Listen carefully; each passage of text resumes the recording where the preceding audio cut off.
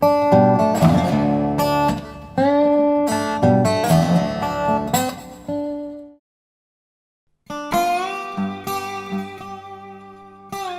you think back on it, it just seems like so unreal.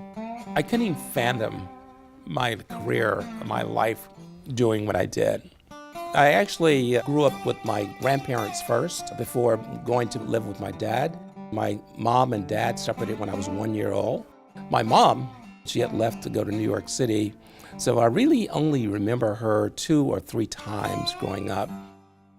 When I was 9 years old, we headed off to the other side of town, which was my dad's house.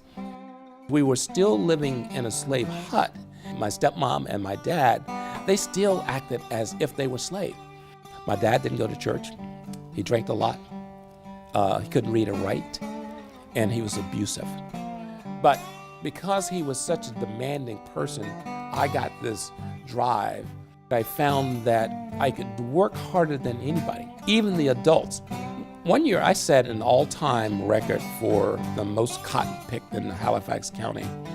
I picked 404 pounds of cotton in one day.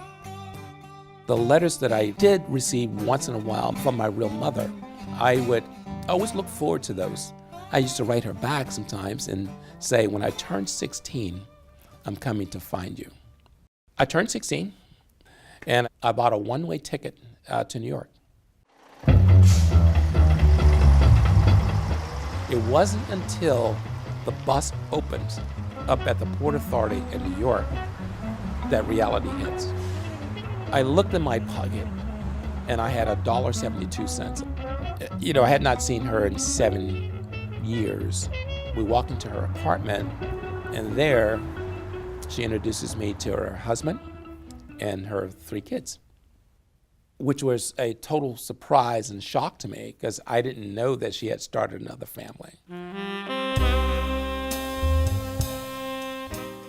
I stayed in New Jersey for a little while, and the next thing I know, I'm back in Enfield.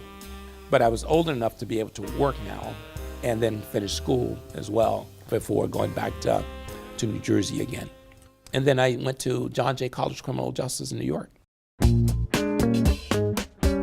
I became a PI. I would have to go in and infiltrate an organization. Even my family didn't know what I was doing, and I couldn't tell them where I was going. So the way I transitioned into security, there's this other gentleman. He had this security installations that went from Monticello, New York to Union, New Jersey, and that was going to become my territory, about $50 million worth of assets. When the Meadowlands Sports Complex was going to be open, they needed somebody to go down to head this. So he tapped me to go to establish the Meadowlands Sports Complex Security Division. Here I am, one of the premier sports complexes in the world. Ended up being vice president, meeting 6 presidents in my lifetime, meeting the Pope, meeting every single star that you can think of. It was just incredible. You would think that I'm a sports guy, but I'm not. I'm a workaholic. I've been that ever since I worked on the farm. And my specialty is crowds and human behavior. So I love going into big venues and planning out and looking at all the people that are there and listening to the roar of the crowd and knowing that I'm responsible for all of those folks. And I think by working events, big events, planning events, because there's no 2 events alike, that still gives me that energy, still gives me that drive.